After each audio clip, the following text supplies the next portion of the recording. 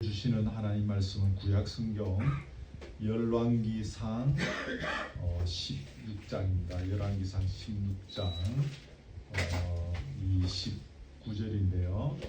제 성경은 구약성경 543년 정도가 되겠습니다. 열왕기상 16장 29절부터 34절까지 제가 봉독해 드리겠습니다. 16장 29절입니다.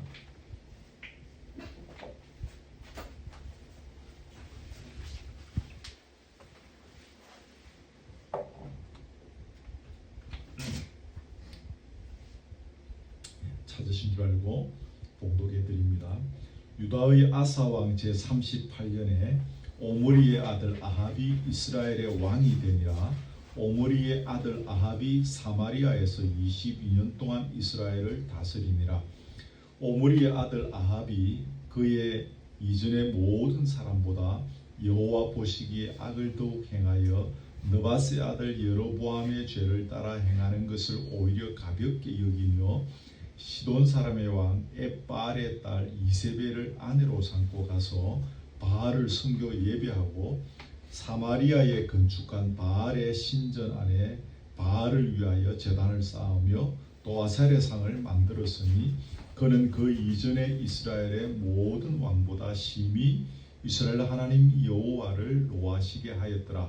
그 시대에 베델 사람 히엘이 여리고를 건축하였는데 그가 그 틀을 쌓을 때에 맏아들 아비람을 잃었고 그 성문을 세울 때에 막내 아들 스굽을 잃었으니 여호와께서 눈의 아들 여호수아를 통하여 하신 말씀과 같이 되었더라. 아멘. 솔로몬 왕의 아들 르호보암 시대에 나라가 두 개로 쪼개졌죠. 그 북쪽 지역을 이스라엘이라 그러고 남쪽 지역을 유다라 그렇게 칭하는데 북이스라엘의 제7대 왕 아합에 대해서 오늘 잠시 살펴보려고 합니다.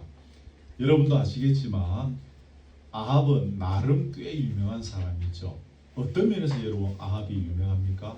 아주 악한 사람, 아주 그 하나님의 법칙과 완전히 반대되는 인생을 살아갔던 사람이다 라고 한다면 그 북이스라엘과 남유다의 많은 왕들 중에서 특히 한 사람 꼽으라고 한다면 우리가 다 아합을 꼽을 수 있을 만큼 아합이 그런 면에서 유명한 사람입니다.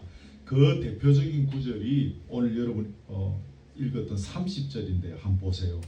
오므리의 아들 아합이 그의 이전의 모든 사람보다 여호와 보시기에 악을 더욱 행하여 이전의 모든 사람보다 더 악했다라는 이 한마디에 다 그 어떤 그 아합의 모습이 표현되어 있는데요.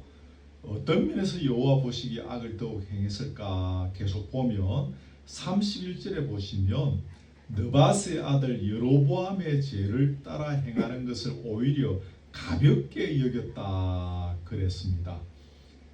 여기서 말하는 여로보암의 죄가 무엇인가 하면 간단하게 말하면 금송아지를 두 개 만든 겁니다. 그래갖고 그 이제 북쪽에다가 이렇게 여기 하나 저기 하나 이렇게 세워놓고 이것이 애굽 땅에서 너희를 인도해낸 너희의 신이다. 여기에 절하고 여기에 숭배하고 여기에 경배하고 이제 그렇게 해라. 금송아지 종교를 국민 종교로 그렇게 만든 사람이 그 여로보암인데 하나님께 굉장히 싫어하시죠. 이러한 여로보암의 죄를 그대로 답습하고 그렇게 행하는 것을 오히려 가볍게 여겼다. 이것이 얼마나 큰 죄입니까?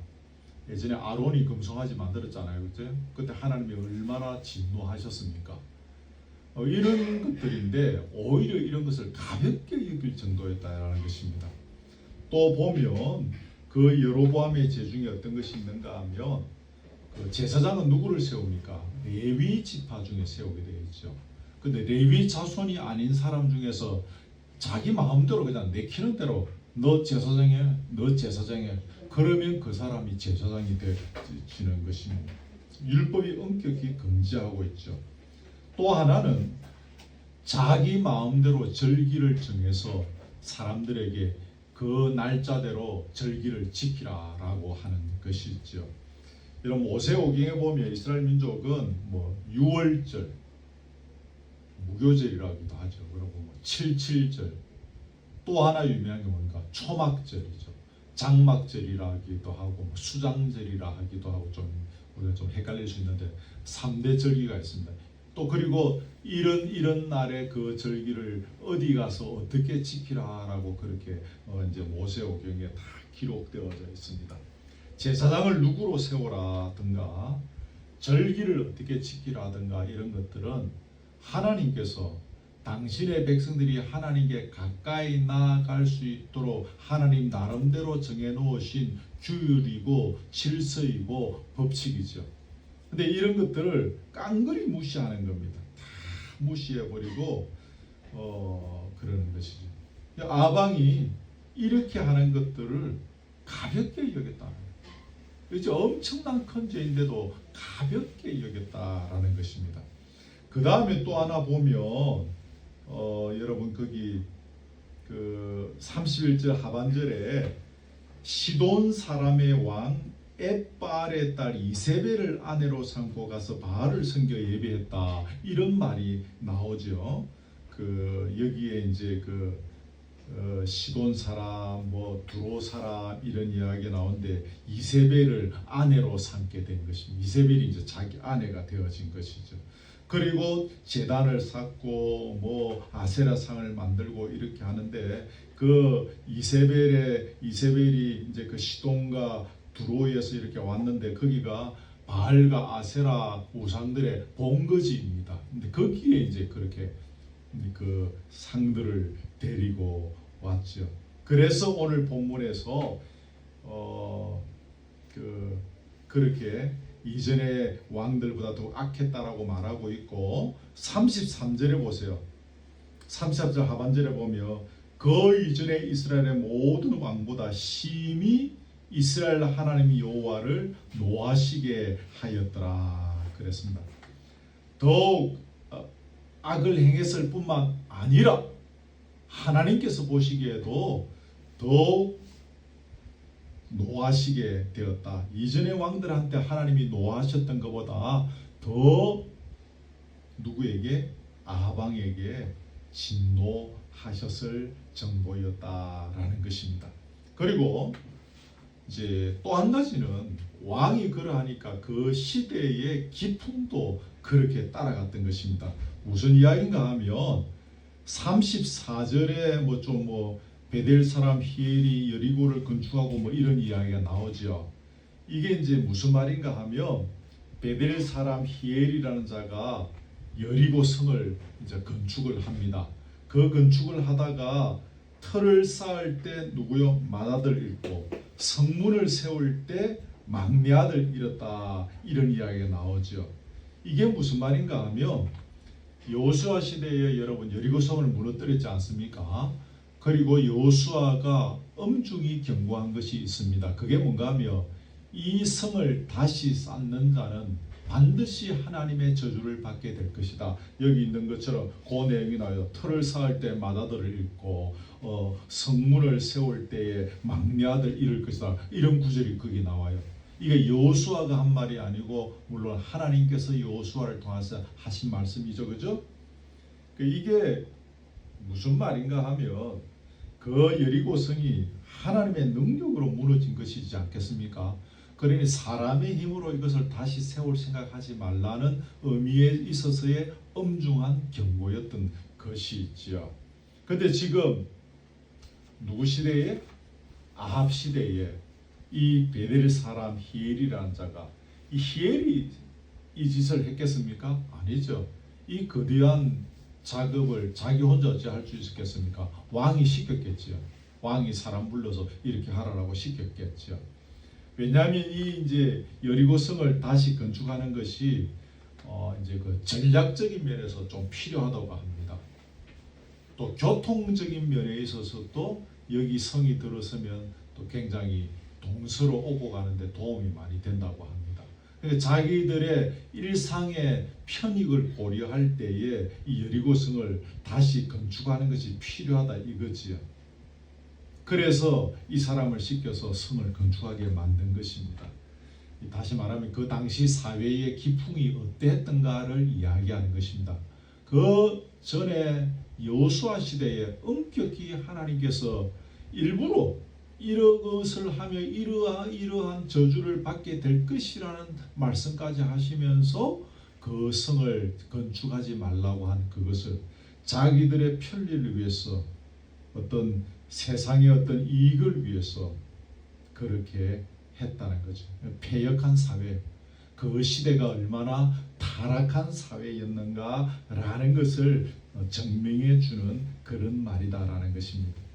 왕만 그런 것이 아니고 백성들도 왕이 끌고 가는 대로 여호와를 점점 떠나고 극기하는 여호와를 배반하고 무시하고 모멸하는 데까지 가는 거죠. 하나님께서 하지 마라 해서 특별히 요거 하지 마라까지 분명히 특별히 무엇을 지적을 했어요. 그런데도 불구하고 거짓을 했다는 것은 하나님을 모멸하는 행동이 아닐 수가 없는 것입니다. 또 하나 아하방을 이야기할 때에 자기 나라만 그렇게 한 것이 아니라 아하방이 지금 어디 왕이죠? 북쪽 이스라엘의 왕이라 그랬죠. 그럼 내려가면 남쪽 유다 나라에까지 그 영향력이 끼쳐서 물들게 했다는 사실을 기억할 필요가 있습니다. 여러분이 남쪽에 유다 왕 중에 여호사밧이라고 그런 대로 선한 왕이 있습니다. 기도도 좀 하고 뭐 이렇게 뭐 하나님의 은혜도 경험한 그런 왕이 있어요. 근데 이 여호사밧의 아들과 아방의 딸 둘이 이제 이렇게 그 결혼을 정략적인 결혼을 시키고 여호사밧 왕하고 아방이 이제 사위가 되어지는 것입니다. 이렇게 이제 자연스럽게 그 북쪽 이스라엘의 우상을 끌어 들어오게 되는 것입니다. 왕의 아들이 북쪽 왕의 사위가 되었으니까 자연스럽게 이제 거기에서 자기 와이프 나라에서 섬기는 우상을 장인어른이 섬기는 우상을 끌어들이게 되어 남쪽에도 이제 우상을 갖고 들어오게 되는 거죠. 그리고 이제 그 아들이 죽고 그 밑에 또 아들이 왕이 되었지 않겠습니까? 그러니까 이제 여호사밧 임금의 손자가 됐죠. 이 손자는 더 심한 것입니다. 아예 막 외갓집에 막 그 붙어 사는 것입니다. 제가 어릴 때 시골에 외가에 자주 놀러 갔던 것처럼 뭐 그거하고 비교할 수는 없죠. 아예 막 거기 빌붙어 사는 것입니다. 그러면서 북이스라엘의 우상 숭배를 그대로 답습해서 남쪽 유다에 그렇게 이제 횡행하게 했던 것입니다. 이 손자는 북이스라엘에 늘 빌붙어서 살다가 그 북왕국에서 반란이 한번 일어났습니다. 반란이 일어나는 통에 그 소용돌이 안에서 그 안에서 그저 죽어버렸습니다. 거기 외갓집 동네에 놀러 갔다가 거기서 반란이 일어난 통에 거기서 우왕좌왕 도망다니다가 거기서 죽었습니다. 그리고 아들의 사망 소식을 들은 어머니가 나름대로 후일을 대비하는 것입니다. 이 아들이 죽었다 그러지. 그럼 이제 우리 가문이 어떻게 될 것인가? 우리의 앞날이 어떻게 될 것인가 고민하다가 이 어머니가 무슨 획책을 꾸밉니다. 그게 뭔가 하면 다윗의 그 왕족의 일가의 씨를 다 멸절시켜버리죠. 그래서 다윗 왕족의 씨를 다 멸절시켜버립니다. 엄청난 일이죠. 그죠? 한 명 갓난 아기, 여러분 기억하시려나 모르겠는데 요아스라는 아주 어린 아이 하나만 제사장 여호야다에 의해서 성전에 숨겨지는 바람에 그 아이만 살게 되죠. 그 아이가 그러다 나중에 7살 되어서 왕의 자리에 오르게 되어지는 그런 일이 있습니다만, 그런 그 비운의 역사, 다윗 왕족이 그 아이 하나 빼고 다 멸절을 당하는 이 비운의 역사가 결국은 아합으로부터 시작되어진 것이라는 사실을 제가 말씀드리는 겁니다. 유다의 입장에서 보면 아합의 가문과 혼인 한번 잘못한 그 영향이 그렇게 큰 것이었습니다. 여호수아는 나름대로 선한 왕족에 속합니다. 그래 이 사람도 진리를 추구하면서 좋은 게 좋은 거고 또 북쪽하고 이렇게 서로 연결되어 있어야 또 그런 대로 또 이렇게 또 우리나라도 또 여러 가지 면에서 유익이 있으니까 이제 그러면서 자매 결례를 맺다가 그것이 넘어서서 사돈 관계를 맺게 되어지고 그러면서 이런 엄청난 일들이 계속해서 흘러나오게 되어진 것이죠. 아방이 뿌려놓은 시의 영향력이 이렇게 대단하였다라는 것을 소개해 드렸습니다. 자, 그리고 또 한 가지 일은 아방이 왕이 오르고 제법 시간이 흘렀습니다. 아람이라는 나라에 벤하닷이라는 왕이 대군을 이끌고 북이스라엘을 공격해서 여기 그 아람이라는 나라는 여러분이 아시는 수리아라는 나라입니다. 이게 이제 대군을 이끌고 이제 막 쳐들어와서서 거기 성경에 읽어보니까 당신들의 은금은 다 내 것이다. 당신들의 아내들도 다 내 것이다. 당신들의 아름다운 자녀들도 다 내 것이다. 그러면서 막 선전포고를 하고 쳐들어왔어요. 그러다가 이제 결국 이제 내놓아라. 아내들도 내놓고 당신들의 아름다운 자녀들도 다 내놔라. 은금도 다 내놔라. 이런 이제 지경까지 흘러가게 되어지고 그러다 결국 이제 아방과 이 벤하닷 왕이 두 번의 전투를 벌이게 되어집니다. 근데 첫 번째 전투에서 아방이 승리를 합니다. 저쪽에는 엄청난 대군을 이끌고 왔는데도 불구하고 이 이스라엘 군사가 그렇게 많지도 않은데 승리를 하게 돼요. 그 이듬해에 두 번째 전투가 또 벌어집니다. 서로 막 으르렁거리면서 두 번째 전투에서는 7일째 대치하다가 7일째 되는 날 접전이 벌어지게 되어지고 첫날 승리해보니까 10만 명을 이스라엘이 아람 군대, 수리아 군대를 죽였다고 하는 것입니다. 그리고 도망가는 사람 군인들을 쫓아가서 뭐 이렇게 죽이고 했는데 도망가다가 성벽이 무너져서 27,000명이 성벽에 깔려 죽었다고 성경에 나와 있어요. 그렇게 하면서 이제 벤하닷은 항복하고 포로로 잡혀오게 되어집니다. 그런데 이 아방이 벤하닷을 살려줘요. 포로로 잡혀왔는데 이제 풀어줍니다. 돌아가라. 그렇게 이제 그 전쟁이 정리가 되어집니다. 여러분 이 전투에서 두 가지를 발견할 수 있는데 하나는 우리 하나님께서 북이스라엘을 불쌍히 여기셔서 그 아람 왕 벤하닷의 대군으로부터 이스라엘을 지켜주셨다. 이스라엘을 건져주셨다라는 사실을 기억할 필요가 있습니다. 사실 아방은 10,000번 죽어도 할 말이 없는 그런 죄가 많은 사람입니다. 근데 하나님께서 그 민족을 불쌍히 여기시고 북이스라엘에게 승리를 주셨어요. 이길 수 없는 전투인데 이기게 해주셨어요. 그렇게 그들을 불쌍히 여기신 중요한 이유가 하나 있습니다. 그게 무엇인가 하면 그 백성 중에 바알에게 무릎 꿇지 아니하고 바알을 숭배하지 아니하고 그 예식에 참여하지 아니한 자 7,000명이 있었기 때문입니다. 여러분 요거 중요하기 때문에 여러분 거기 열왕기상 그 옆에 19장 18절을 한번 보시겠습니까? 19장 18절입니다. 19장 18절에 거기 같이 한번 읽어볼게요. 시작. 그러나 내가 이스라엘 가운데서 7,000명을 남기리니 다 바알에게 무릎을 꿇지 아니하고 다 바알에게 입맞추지 아니한 자니라. 이 7,000명을 하나님께서 보시고 이스라엘에게 은혜를 베풀어 주셨습니다. 그래서 이길 수 없는 싸움인데 안 돼요. 절대로 이길 수 없어요. 그런데 1차전 또 2차전에 이르기까지 이스라엘에 대승리를 주셨습니다. 비록 그 사회가 대단히 악하다고 할지라도 그 악한 사회 속에 있는 이 7,000명의 무리들을 하나님께서 귀하게 보시고 당신께서 그 민족을 벤 하닷의 대군으로부터 건져 주셨다라는 거죠. 그러니까 이 7천 명이 조국과 민족을 살린 거죠. 이 사실이 여러분 참 중요합니다. 여러분 이 7천 명이 우리가 표방하는 거루터기와 똑같은 의미이지 않겠습니까? 이사야 6장 42절 우리 벽면에도 저기 구절이 붙어 있는데 밤나무와 상수리 나무가 배임을 당하여도 그 거루터기는 남아 있는 것 같이 거룩한 씨가 이 땅의 거루터기니라 그랬죠. 이 땅 사람들이 모두 다 세상의 가치관과 세상의 풍조에 휩쓸려 간다 할지라도 끝까지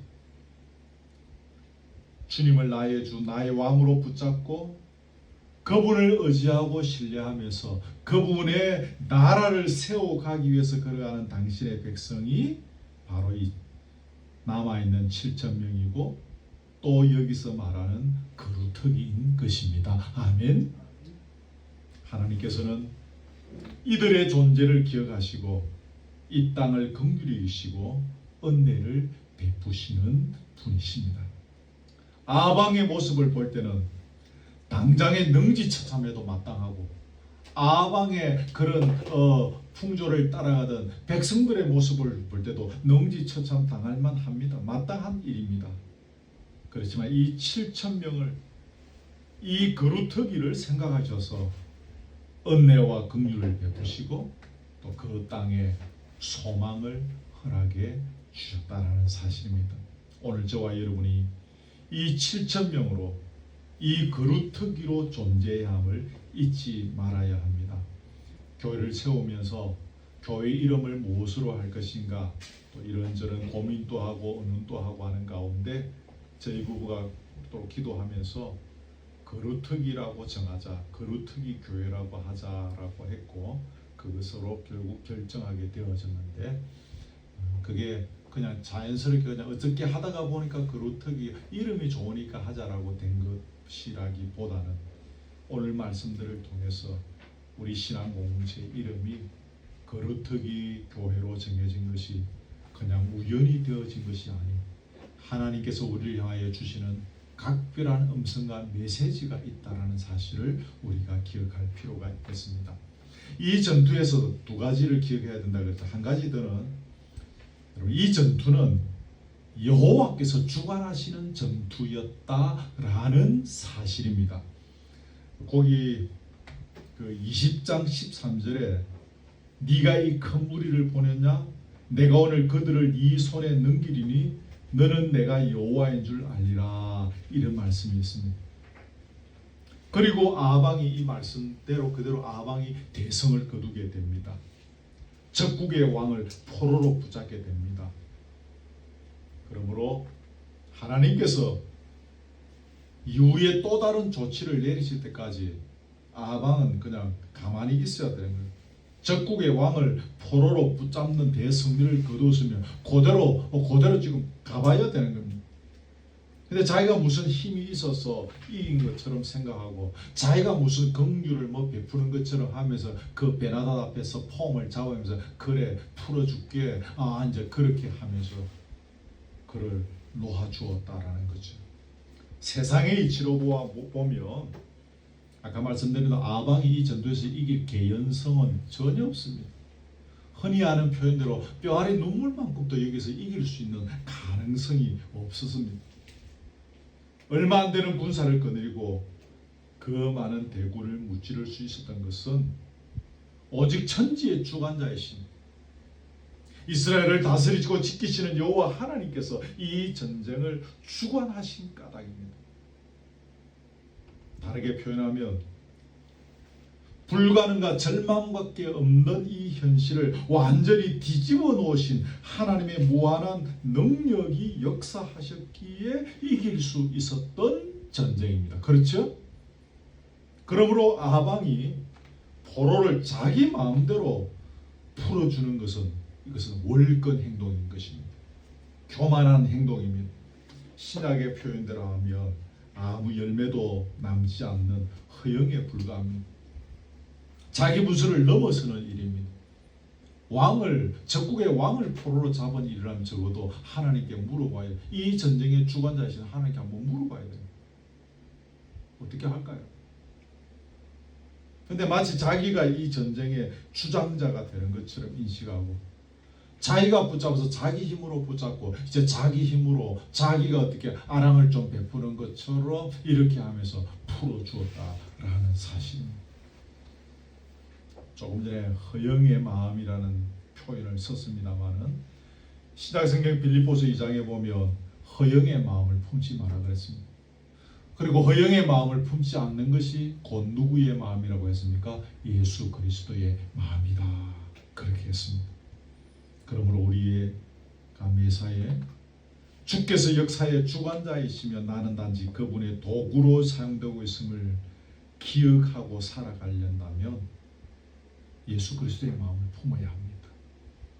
예수 그리스도의 마음을 품을 때 내가 이렇게 큰 승리를 거두었음에도 불구하고 내가 주관자가 아니라 주께서 역사하셨기에, 주께서 내 사업에, 주께서 내 인생에 간섭해 주셨기에 이렇게 되었다라고 고백할 수가 있는 것입니다. 그럼 여러분 예수 그리스도의 마음을 어떻게 품을 수 있을까요? 여러분 예수 그리스도의 마음을 어떻게 품을 수 있습니까? 교회 오래 다니면 품을 수 있습니까? 예수 그리스도의 십자가의 은혜를 깨닫는 것입니다. 십자가의 은혜를 깨달으면 나는 죽고 주님만 보이게 되어집니다. 그게 예수 그리스도의 마음을 담게 되어지는 비결입니다. 그렇게 되어질 때 우리가 허영의 마음을 버리게 돼요. 허영의 마음이 무엇입니까? 자꾸 자기를 드러내는 것이지 않습니까? 사실은 안에 아무것도 없는데 자꾸 자기를 과대포장해서 드러내는 것이 허영이지 않습니까? 내가 죽고 주님만 살게 되어지니 허영의 마음도 사라지는 것입니다. 없는 것입니다. 그래서 우리는 이런 위대한 승리를 거두게 되어졌을 때에 역사의 주관자는 주님이심을 몸으로 고백할 수밖에 없는 것입니다. 자, 하나 넘어갑니다. 여러분 아방의 일생을 통해서 빼놓을 수 없는 사건이 하나 있습니다. 그게 뭔가 하면 나봇의 포도원 사건입니다. 아방 때에 왕궁이 있는데 그 여름에 별장처럼 사용하는 또 다른 왕궁이 하나 있었습니다.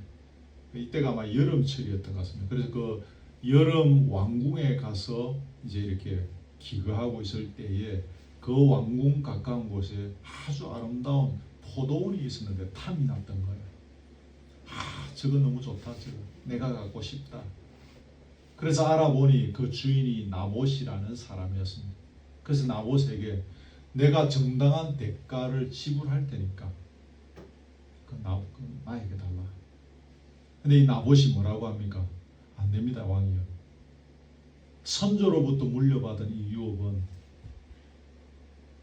절대로 남에게 팔고 뭐 이렇게 할 수가 없습니다. 이 율법에 엄격히 금하고 있기 때문에 안 되겠습니다. 그렇게 이 사람이 대답을 합니다. 레위기서에 보면 선조의 유업을 팔 수 없다고 규정하고 있지요. 그 시대가 아까 말씀드린 것처럼 다 부패하고 타락한 것 같지만 이처럼 율법에 나와 있는 대로 어렵게 살려고 발부둥 치는 사람도 있었다라는 사실을 우리가 조금 주목할 필요가 있겠죠. 다 타락해서 심지어는 일부러 꼭 찍어서 금지하고 있는 그 여리고성을 건축하지 말라는 것까지 막 그냥 왕부터 동원이 되어져서 짓고 난리가 난 판인데도 이처럼 왕이 그거 달라고 하는데도 율법이 금하고 있기 때문에 줄 수 없습니다. 자기가 죽을 수도 있지 않겠습니까? 그죠?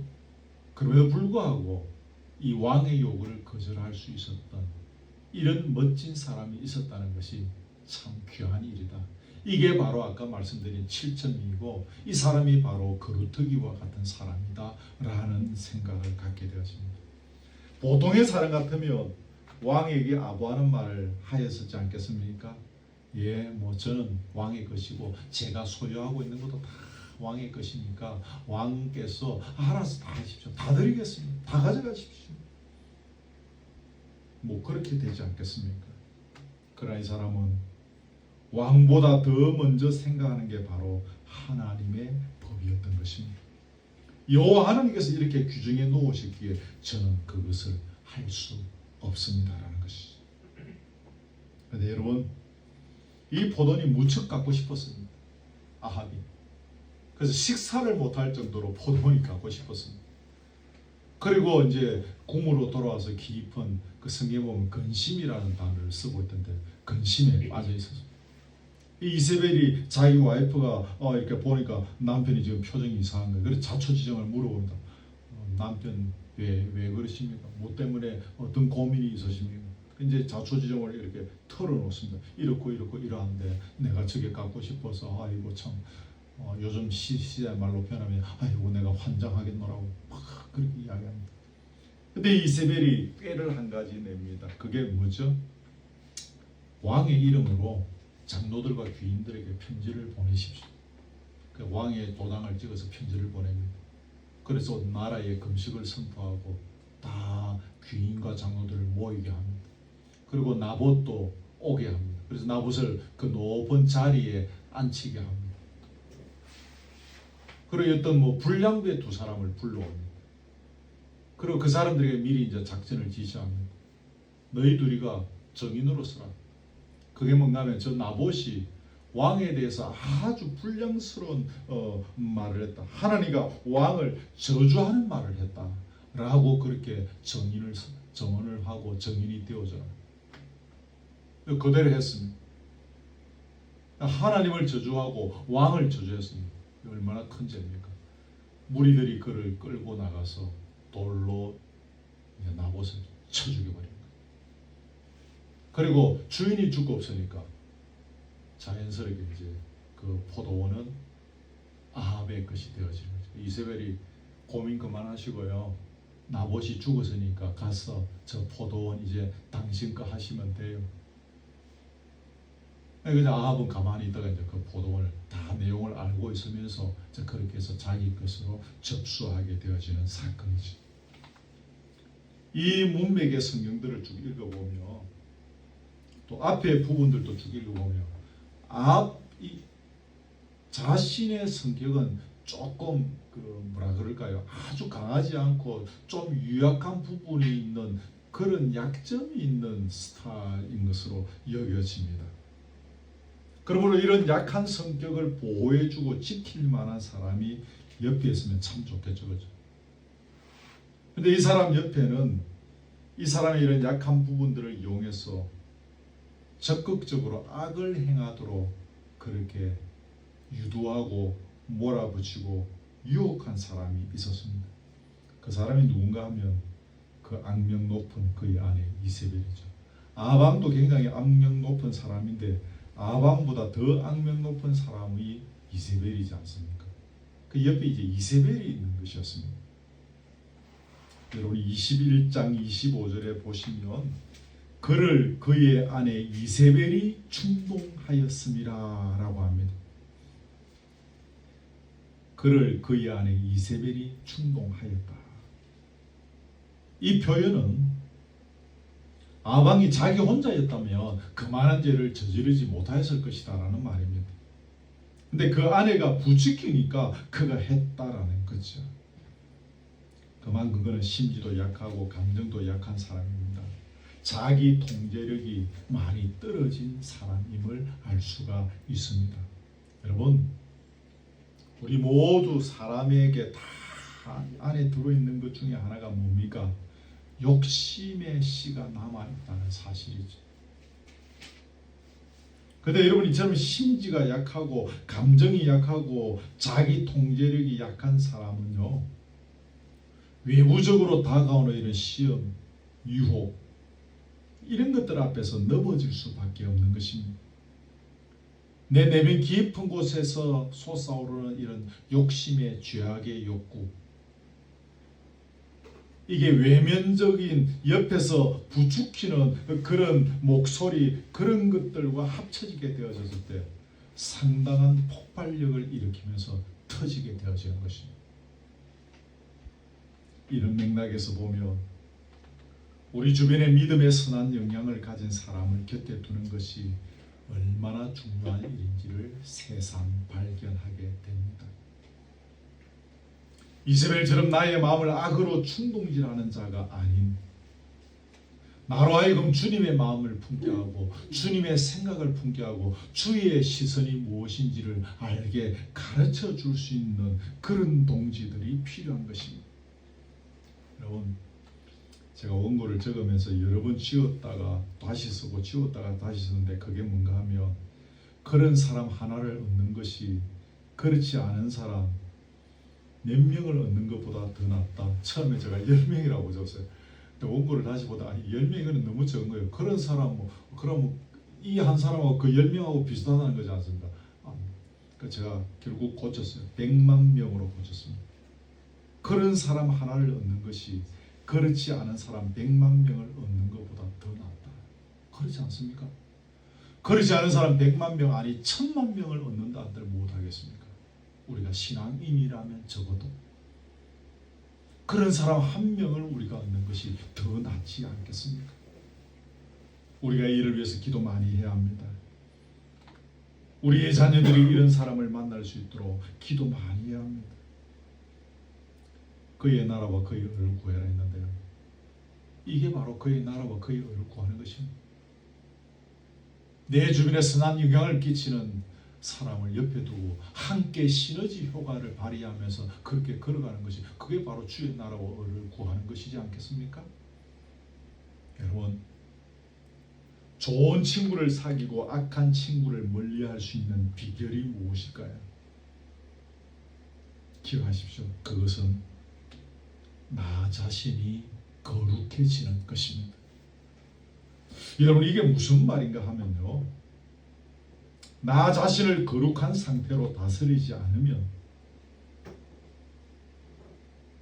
나에게 세상의 유익을 주는 사람들과 나이가 자꾸 연을 맺게 되어져 있다라는 사실입니다. 필연적인 사실입니다. 그러기에 나 자신을 거룩한 상태로 유지해 나가는 것이 참으로 중요한 일입니다. 이해되시죠? 그래서 우리가 하나님 말씀과 기도로 나 자신을 거룩하게 경건함으로 매일매일 가꾸어 가야 하는 것입니다. 아차하는 순간에 그것을 놓치게 되어질 때 우리는 세상의 유익을 주는 사람들과 자꾸 연을 맺게 되어집니다. 이는 제가 지금까지 살아본 삶의 경험에서 나오는 제 주변에 많은 사람들을 보면서 제가 깨닫게 되어진 것들입니다. 아합의 가문에 내리는 하나님의 벌이 무엇이었습니까? 다 오늘 이야기할 수 있는데, 개들이 나봇의 피를 핥는 곳에서 네 피도 핥게 될 것이다. 나봇이 그렇게 돌에 맞아 죽었지 않습니까? 동네 개들이 와서 나봇의 시체뼈 흘러터진 그 피를 핥아 먹습니다. 그 개들이 그렇게 나봇의 피를 흘린 너희의 피도 핥아 먹게 될 것이다. 이게 하나님께서 아합에게 내리신 저주였습니다. 내가 네게 재앙을 내려서 너를 쓸어버리고 네게 속한 남자와 이스라엘 가운데 매인자나 노인자를 다 멸할 것이다. 개들이 이세벨을 먹을 것이다. 아합에게 속한 자는 성읍에서 죽으면 개들이 먹고 들에서 죽은 자는 공중에 새가 먹을 것이다. 아시는 대로 이 하나님의 저주의 예언 그대로 시간이 지나서 그대로 성취가 되어졌습니다. 말씀을 맺습니다. 아방 이야기를 좀 하려고 쭉 찾아보니까 내용이 사실은 굉장히 방대해요. 너무 많아요. 제가 줄여서 요점만 조금 정리를 해서 여러분에게 나누었습니다. 첫 번째는 아방이 여호와 보시기에 악을 더욱 행했다라는 것. 그 내용들을 제가 여러분에게 이야기했습니다.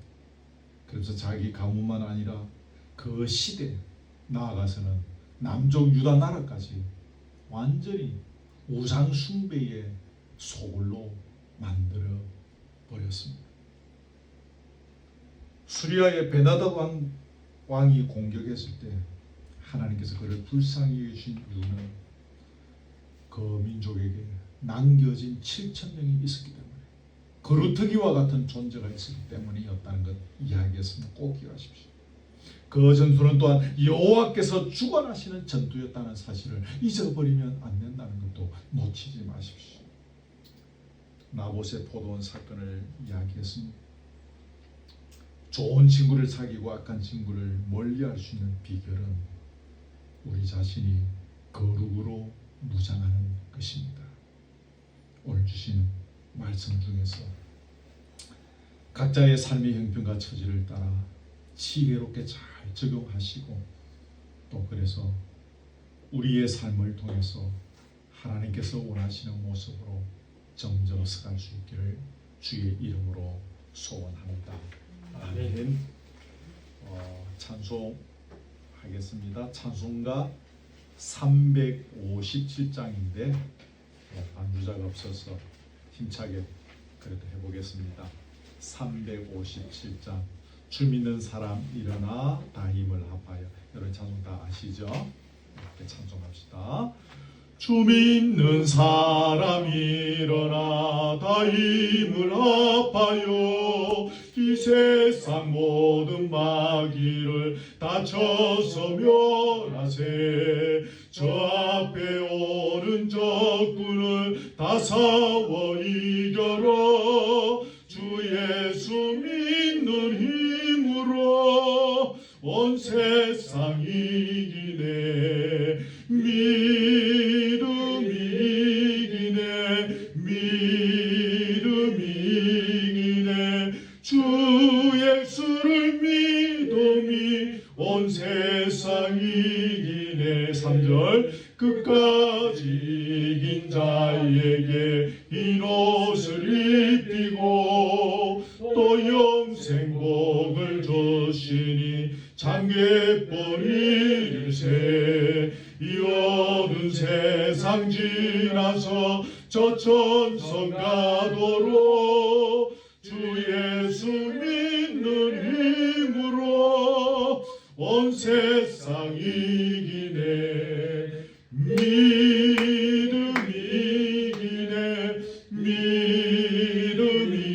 이기네. 주 예수를 믿음이 온 세상 이기네. 아멘. 주신 말씀들 기억하시고 또 메모지 보시면서 기도해도 좋겠습니다. 말씀 따라 기도하시고 회개할 것 회개하시고 결단하실 것 결단하는 자리가 되면 좋겠습니다. 함께 기도합니다. 하나님 아버지 고맙습니다.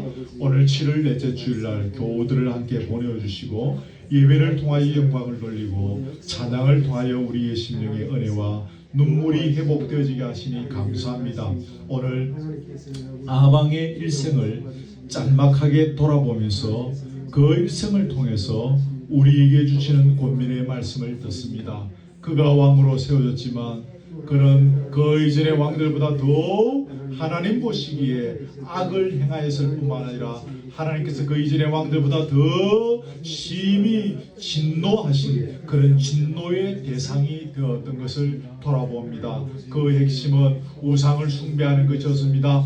하나님을 왕으로 모시고 하나님을 주인으로 모시고 하나님을 경배하며 하나님을 예배하며 살아있는 산제자로 말씀에 순종하는 삶을 산 것이 아니라 온 천지 사망에 널려있는 그 많은 우상들을 자기의 신으로 자기의 왕으로 자기의 주인으로 삼고 그들을 숭배하고 경배하며 온 나라와 또 이웃에 이르기까지 이 더러운 우상의 문화를 퍼뜨린 죄를 그가 지었던 것을 돌아보게 되어집니다. 하나님 그리고 그는 교만하였습니다. 하나님께서 7,000명의 무리를 보시고 긍휼히 여기셔서 그 아람 벤하닷의 왕의 공격으로부터 지켜주셨지만 그는 자기 힘으로 나라를 이끌어온 줄 알고 자기 힘으로 이긴 줄 알고 그 적국의 포를 풀어주는 그런 교만한 행동을 범했습니다. 나봇의 포도를 갈취하기 위하여 이세벨이 더러운 계략을 생길 때 그는 모른 척하고 옆에 서 있다가 결국은 그 포도를 탈취하는 그런 무서운 죄를 범하였습니다. 이러한 아베들 앞에서 하나님 엄중한 경고에 말씀하셨고 그대로 성취된 것을 돌아봅니다. 하나님 오늘 이것이 우리에게 거울이 되고 우리에게 본보기가 되게 해주시기를 원하옵나이다. 우리 속에 있는 숨어있는 우상들, 우리도 알지 못하는 가운데 우리의 내면 깊은 곳에 잠재있는 우상들을 볼 수 있게 하시고 끄집어내어서 던져버리고 불태워버릴 수 있기를 원합니다. 아사왕이 그랬던 것처럼 자기 어머니가 만들었던 우상들을 저 시냇가에 끄지고 와서 더 불살라 버렸던 것처럼 오늘 우리에게 그런 용기 있는 결단이 필요하오니 주여 은혜를 베풀어 주시기를 원합니다. 우리의 일생 여기까지 걸어온 것 앞으로도 걸어가야 할 세월들이 내가 잘나서 그런 것이 아니라 내 힘이 뛰어나서 그런 것이 아니라 하나님께서 그렇게 하셨음을 기억하고 하나님이 주관자이심을 기억하고 하나님을 높여드리며 하나님의 인도함을 철저히 끝까지 받을 수 있기를 주여 주여 주여 주여 간절히 원합니다. 7,000명을 응급하셨습니다. 그루터기를 응급하셨습니다. 우리 신앙공시의 이름을 그루터기로 세워주신 것은 주님의 깊은 의도와 주님의 뜻과 우리 향하신 주님의 기대하심이 있음을 기억합니다. 주여 우리를 붙잡으시고 다시 한 번 더 불쌍히 여겨 주옵시며 우리 신앙 공동체의 이름이 그루터기로 명명되어진 것이 주의 깊은 뜻이 있는 줄 알고 가슴에 새기며 걸어가게 하시고 우리의 존재가 바로 쓰고 우리가 거룩한 씨로 남아서 이 땅에 해야 될 일들이 무엇인지를 감당하며 주님의 나라를 세워나가며 떨어진 주님의 이름의 군의를 높여드리는 일에 귀하게 쓰임받을 수 있도록 인도하여 주옵소서. 오늘 주신 말씀 각자의 삶의 현장에 지혜롭게 잘 적응케 하여 주시고 오늘 말씀들을 통하여 회개할 것들을 보게 하시며 결단해야 될 것들을 결단할 수 있는 은혜의 자리가 되게 하여 주시옵소서. 귀한 예물을 주님 앞에 드립니다. 이 예물도 주님 받으시고 하나님의 장부에 기록하여 주옵시며 또 마치고 함께 교제하는 자리에도 성령의 은혜가 강물같이 흘러넘치게 하여 주셔서 우리의 심령이 회복하고 소생함을 얻고 서로 위로하며 서로의 상처를 쓰다듬어 주는 가운데 회복되어지는 역사가 있게 하여 주옵소서. 교회를 붙잡아 주옵소서. 능력의 장중에 붙잡아 주옵소서. 혹이라도 악한 사탄마귀가 탐타지 못하도록 도와주옵소서. 이기며 승리하게 하여 주시고 주님의 이름으로 끝까지 달려나가는 가운데 이 땅에 하나님의 나라를 세워나가는 귀한 열매 맺게 하여 주시옵소서.